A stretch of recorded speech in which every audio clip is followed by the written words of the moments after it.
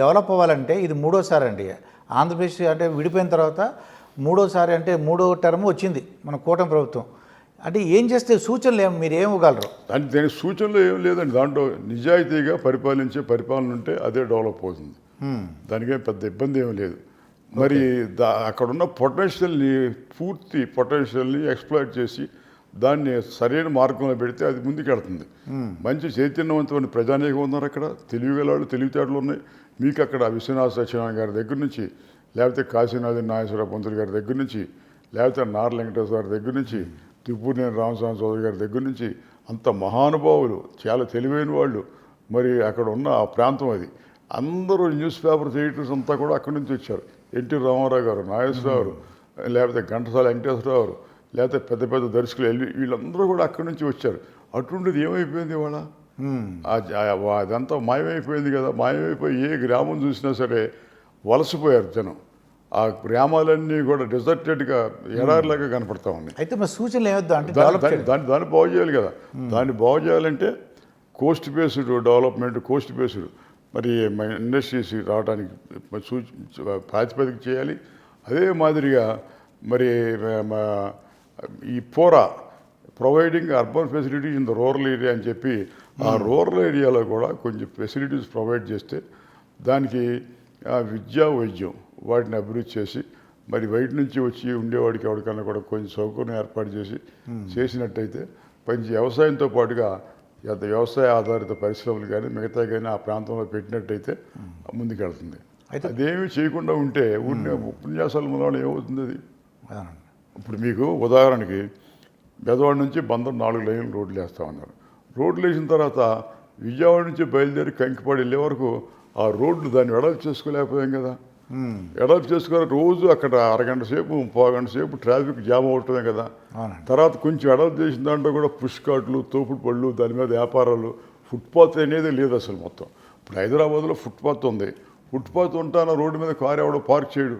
Park చేస్తే చీటేస్తారు. అక్కడ అదేం లేదు కదా అసలు. ఒక డిసిప్లిన్ లేదు, ఒక పరిపాలన లేదు. మరి ఏం జరుగుతుందో నాకు అర్థం కావట్లేదు. నేను ఎప్పుడో వే బ్యాక్ 1988-89లో పార్లమెంట్ మెంబర్గా ఉన్నప్పుడు, అంటే దాదాపు 40 సంవత్సరాల నాడు 40 సంవత్సరాల నాడు శంకర దయాళ శర్మ గారు ఒకరోజు పిలిచాడు నన్ను. పిలిచి, శివాజీ మనం తిరుపతిలో నైట్ ల్యాండింగు తర్వాత బోయింగ్ ల్యాండింగు పెట్టాలి, దాని గురించి శివరాజ్ పాటిల్తో మాట్లాడాను, సివిల్ ఏవియేషన్ మినిస్టర్ తోటి మాట్లాడితే అలాగే పెడదామని చెప్పాడు. నువ్వు ఒక రిప్రజెంటేషన్ ఆర్గనైజ్ చేయవే అని చెప్పాడు. రిప్రజెంటేషన్ ఆర్గనైజ్ చేయమంటే రిప్రజెంటేషన్ తయారు చేసి తీసుకెళ్తే ఏంటి శివాజీ అన్నాడు ఆయన. చదవలే ఆయన. అందరు ఎంపీలతో సంతకం పెట్టించారు, కమ్యూనిస్ట్ పార్టీ వాళ్ళతో, మిగతా రాష్ట్రాల వాళ్ళతో కూడా. చదవకుండా అది అక్కడ పడేసాడు, టేబుల్ మీద పడేసాడు. సరే కానీ శివాజీ, అసలు మీకు గన్నవరం ఎయిర్పోర్ట్ అంటే దరిద్రం అది వార్ పర్పస్ కోసం సెకండ్ వరల్డ్ వార్లో కట్టింది అది, అంతేగాని సివిల్ ఏవియేషన్కి పనికిరాదు అది. అసలు ఇది మాకు ఇచ్చేయండి, మీకు ఇచ్చేస్తాం, అది మీరు తీసుకోండి. అది తీసుకుని మీరు ఏదో పురుగు మందులు చల్లుకుంటాకి, మీ హెలికాప్టర్లకి మట్టి మసానం ఏదో వాడుకోండి, లేకపోతే ఇండస్ట్రియల్ ఎస్టేట్ పెట్టుకోండి. ఈక్వల్ ఎక్స్టెంట్ ల్యాండ్ బెదవాడ గుంటూరు మధ్యలో ఎక్వైర్ చేసి ఇచ్చినట్టయితే నేను ఇవాళ ఇచ్చేస్తాను మీకు 1000 కోట్లు. ఇవాళ ఇచ్చేసి will go for international airport. Sufficient potential is there at that point of time. దాన్ని చేసుకోండి మీరు అని చెప్పి ఇస్తే మనకి ఇక్కడ పలికేవాడేవాడు. ఇది ఇప్పుడు 88లో సంగతి నేను చెప్పేది. అప్పుడు ఎవరున్నారండి చీఫ్ మినిస్టర్గా? మినిస్టర్ ఇప్పుడు రామారావు ఉన్నారనుకోండి. అసలు చెప్తున్నా అసలు ఇప్పుడు దాని మీద అసలు ఫోకస్ ఏది? అదే మాదిరిగా గ్రోత్ సెంటర్స్ అని వచ్చినాయి. వెంగళరావు మినిస్టర్ ఫర్ ఇండస్ట్రీస్ అక్కడ గ్రోత్ సెంటర్స్ అని వస్తే ఆంధ్రప్రదేశ్కి 3 గ్రోత్ సెంటర్లు ఇవ్వబోతాడు. నేను చెప్పానయ్యా ఇవ్వబోతున్నారు. వెంగళరావు ఒకటి ఎడిదిరిగి బొబ్బిల్లోనే అక్కడ పెట్టుకుంటాడు ఆయన, ఇంకోటి ఆ సత్తుపల్లిలోనో వాడు పెడతాడు, ఇంకోటి మిగులుతుందిక. మనం దాన్ని బెదవాడ గుంటూరు మధ్య పెట్టినట్టయితే దానికి కొంచెం మనకి స్కోప్ ఉంటుంది ముందు అని చెప్పి. గ్రోత్ సెంటర్ అంటే ఏంటంటే దాని కాన్సెప్టు అక్కడ ఇండస్ట్రీ పెట్టదు గవర్నమెంట్. దానికి కావాల్సిన ఇన్ఫ్రాస్ట్రక్చర్ అంటే ఏంటి, దాంట్లో పనిచేసే టెక్నోక్రాట్స్ మిగతా ప్రాంతం నుంచి వస్తారు కనుక వాళ్ళ పిల్లలకి వాళ్ళకి ఫ్యామిలీకి చదువు సంజా ఉండడానికి హాస్పిటల్లో లేకపోతే స్కూళ్ళు ఇట్టడి పెట్టడం, తర్వాత రోడ్లు వేయటం, అక్కడ కాస్త మరి సోషల్ యాక్టివిటీ ఉండడానికి ఏదో మిగతా ఇది పెట్టడం, దానికి పెడతారు. ఇది ఆ చుట్టుపక్కల గ్రామాలకి ఇది పెడదామంటే అట్టకాదు ఇట్టకాదని చెప్పి అది తీసుకెళ్ళి అక్కడ గుండ్లకమ్మ దగ్గర పెట్టారు. ఏమవుతుంది అది అక్కడ? అవునండి. అదే మధ్యలో తర్వాత అక్కడ ఒకటి ఏదో మరి ఇండస్ట్రియల్ పార్క్స్ అని లేకపోతే టెక్స్టైల్ పార్క్స్ అని వచ్చినా కూడా ముందుకు వెళ్ళాం. మ్మ్.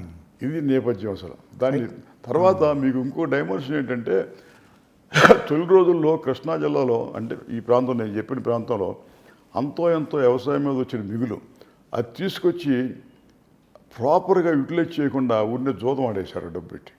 జోదం ఆడటం డబ్బు తీసుకురావడం, తీసుకొచ్చి బెదవాడలో సినిమా హాల్ అద్దెకి తీసుకోవటం, లేకపోతే ఒక లాడ్జి పెట్టడం, చీట్లు ప్యాక్ ఆడుకునే క్లబ్ పెట్టడం. ఇది అదే మాదిరిగా అసలు మీకు వీళ్ళంతా సినిమాలు ఎట్లా తీశారో తెలుసండి మీకు. ఎక్కువ మంది కృష్ణా జిల్లా నుంచి వెళ్ళారు వాళ్ళు అవును. ఈ ప్రాంతం నుంచి. బీపీ రాజప్రసాద్ గారు కానీ లేకపోతే ఆయన రామానాయుడు గారు కూడా అక్కడి నుంచి కదా, ఇది మన కారంచేడు నుంచి దుక్కిపాటి మోహన్ గారు వీళ్ళంతా ఎక్కడి నుంచి పోయారు. లేకపోతే పిఏపి ప్రసాదరావు వాళ్ళు వాళ్ళు ఏం చేసేవారంటే ఆ ఊళ్ళో గ్రామాల్లో చుట్టుపక్కల అంతా కూడా ధాన్యం అమ్ముకున్న రోజుల్లో ఒక్కొక్కటి దగ్గర 4,000 5,000 రైతుల దగ్గర తీసుకునేవారు. తీసుకుని కొంత లెక్క తీసేవారు సినిమా. తీసిన తర్వాత మళ్ళీ కావాలి కదా డబ్బు, మళ్ళీ మినువులు పంట వచ్చినప్పుడు మినువులు అమ్ముకున్నప్పుడు అది తీసుకెళ్ళి తీసేవారు. తీసినప్పుడు ఎప్పుడు ఏదో సినిమా అంటే ₹1,00,000 లోపు పెట్టి అయిపోయేది సినిమా. అలాగా నేను చెప్పొచ్చేది ఏంటంటే అంటే సినిమా తీయటం అది ప్రొడక్టివ్ యూటిలైజేషన్ కాదు. అది నా దృష్టిలో సినిమాలు నడపటం, క్లబ్ పెట్టడం, హోటల్ పెట్టడం కాదు, ప్రొడక్టివ్ యూటిలైజేషన్ కాదు. ఒక ఇండస్ట్రీనో లేదో ఆ దిశగా ఆలోచన చేసి పెట్టుకున్నట్టయితే ఆ ప్రాంతం డెవలప్ అయ్యేది. ఇప్పుడు రాలే ఆ కాన్సెప్ట్ అసలు. ఇప్పుడు అమరావతి అంటే అమరావతి ఒక రాజధానిగా పెట్టారనుకోండి. అది అంటే 30,000 ఎకరాలు ఉంది, ఇంకో 40,000 ఎకరాలు కూడా తీసుకుందాం అనుకుంటున్నారు. మీకు సరే ఇప్పుడు మనం దానికి ఆ వివాదంలోకి మనం వెళ్తాం కాదు, కానీ చర్చలోకి అసలు విషయం ఏంటంటే నవాబులు ఉన్నారు చరిత్రలో, నియంతలు ఉన్నారు, లేకపోతే పెద్ద పెద్ద చక్రవర్తులు ఉన్నారు. అసలు ఎవడైనా నగరం నిర్మించారు అసలు? మీకు కావాల్సిన రాజధాని కొట్టుకుంటారు మీరు, మీకు కావాల్సిన మీ సచివాలయం కొట్టుకుంటారు, మీకు కావాల్సిన హైకోర్టు కొట్టుకుంటారు, క్వార్టర్స్ కొట్టుకుంటారు. అంతేగాని మీ నగరం ఎవరు కడతారు? హైదరాబాద్ నైజాం కట్టాడా? లేకపోతే టోక్యో ఎవడు కట్టాడు? న్యూయార్క్ ఎవడు కట్టాడు? బొంబాయి ఎవరు కట్టారు? ప్రజలు కట్టుకుంటారు. ఇప్పుడు ఇక్కడ ఉందండి హైదరాబాద్ క్యాపిటల్ ఉంది, సెక్రటేరియట్ ఉంది. మీకు తెలుసు కదా, ఇప్పుడు వెనక కలిసి ఉన్నప్పుడు మేమంతా సచ్చి చెడి బస్సుల్లో వచ్చి అక్కడ ద్వారకా హోటల్కో కృష్ణా లాడ్జ్కి వెళ్తే అక్కడ సంచి అక్కడ పడేస్తే ఉండ ఖాళీ అవుతుంది రూము, అప్పుడే ఖాళీ చేశారు వాళ్ళు, కొంచెం క్లీన్ చేస్తున్నాను, మీరు కాసేపు ఇక్కడ కూర్చోండి లేకపోతే కాఫీ తాగండి అని చెప్పేవారు. చెప్పితే ఇంకా ఖాళీ కాలేదనుకోండి, సరే పని చూసిరండి, ఈ లోపల నేను ఆర్గనైజ్ చేస్తానులే, మీరు కొంచెం స్నానం చేసేయాలని ఏదో రూమ్ అని చెప్పి పురమాయించేవారు. ఇవాళ ఎవడన్నా వచ్చేవాడు ఉన్నాడు అసలు? ఆ లాడ్జ్కి వెళ్తున్నాడు అసలు? ద్వారకా హోటల్ ఎక్కడుందో తెలుసో వాళ్ళు ఎవరికన్నా? దీని డైమెన్షన్ ఏంటంటే ఇప్పుడు ఇక్కడ ఈ ఏరియా అంతా ఉంది, గండిపేట ఉంది, లేకపోతే ఇదేంటంటారో దీనికి కోకాపేట ఉంది, గచ్చిబౌలి ఉంది, లేకపోతే అటుపక్క సైనిక్పూర్ ఉంది, అటుపక్క మరి మారేడుపల్లి ఉంది. అసలు వాడికి ఎవరికైనా సెక్రటరీతో పని ఉందా వాళ్ళకి? లేదండి. ఎక్కడ సెక్రటరీ వెళ్తారు వాళ్ళు అసలు? రాజధాని ఎక్కడుంటే ఏంటి వాళ్ళకి? మీకు అక్కడ ఎకనమిక్ యాక్టివిటీ డెవలప్ కాకుండా రాజధాని పెట్టినా ఇంకోటి పెట్టినా అది ముందుకు వెళ్ళదు. ఎకనమిక్ యాక్టివిటీ ఏంటి? వాడికి తినడానికి ఉండటానికి వాడికి పని దొరకాలి. పని రాజధానిలో దొరుకుతుందా? పని రాజధానిలో పైరవీకారులు దొరుకుతుంది పని, అంతేకాని పని చేసేవాడికి ఏం పని దొరుకుతుందండి దాంట్లోనూ? అందు గురించి అసలు మనకి ఆలోచన విధానమే మన కరెక్ట్ అయింది. అంటే తెలంగాణలో హైదరాబాద్ ఉంది, అలాగే నిర్మిద్దాం అంటే ఒక మెట్రో ట్రైను, ఒక మెట్రో రైలు, తర్వాత ఒక విమానాశ్రయం, ఒక పెద్ద స్కూలు, ఒక హాస్పిటల్ ఇలాంటి కన్స్ట్రక్ట్ చేశారనుకోండి. ఇది ఎన్నిటి కూడా 30,000 ఎకరాలు ఉండాలి. 30 కాదు నేను అనేది ఇవన్నీ పెట్టారు. అసలు జనం ఉండాలిగా, అక్కడ ఉన్న జనానికి ఉపాధి ఉండాలిగా. ఉపాధి ఉండాలి. ఉపాధి లేనిదే వెళ్ళి ఏం చేస్తారు జనం అక్కడ? మీకు నాగార్జున యూనివర్సిటీ పెట్టారండి, 50 ఏళ్ళు అయిపోయింది నాగార్జున యూనివర్సిటీ పెట్టి. అవునండి. ఆంధ్ర యూనివర్సిటీ పెట్టి 100 ఏళ్ళు అయింది. ఆంధ్ర యూనివర్సిటీలో పెట్టినప్పుడు ఎవరున్నారు? మహానుభావులు ఉన్నారు. కట్టమంచి రామలింగారెడ్డి గారు, సరేపల్లి రాధాకృష్ణ, విఎస్ కృష్ణ వాళ్ళంతా పనిచేశారు అక్కడ. పనిచేసి ప్రజ్ఞ ఎక్కడుంది, చదువు ఎవరు బాగా చెబుతారని చెప్పి ప్రపంచం అంతటా దృష్టి పెట్టి పెద్దవాళ్ళని తీసుకొచ్చి దాంట్లో చదువు చెప్పించారు.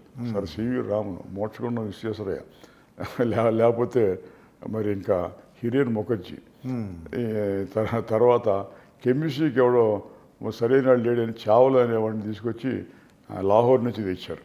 ఇంకోడిని లుడ్విగ్ అనేవాడిని అక్కడ తీసుకొచ్చి జర్మనీ నుంచి తెచ్చారు. ఇంకా ఇటువంటి వాళ్ళంతా అక్కడ పనిచేశారు. దాన్ని ఫౌండేషన్ గట్టిగా పడింది. ఎట్టిగా పడిన తర్వాత ఇవాళ ఆంధ్ర యూనివర్సిటీని చెడగొడదామన్నా సాధ్యం కాదు. నాగార్జున యూనివర్సిటీ 50 ఏళ్ళు అయినా కూడా 50 ఏళ్ళు అయిన తర్వాత నాగార్జున యూనివర్సిటీలో పరిస్థితి ఏంటంటే ఫ్యాకల్టీ అంటే చదువు చెప్పేవాళ్ళు కానీ నాన్ ఫ్యాకల్టీ కానీ ఒక్కడంటే ఒక్కడు కూడా యూనివర్సిటీలో ఉంటలేదు. వాడు కాపురం లేడు అసలు ఎవడో కూడా.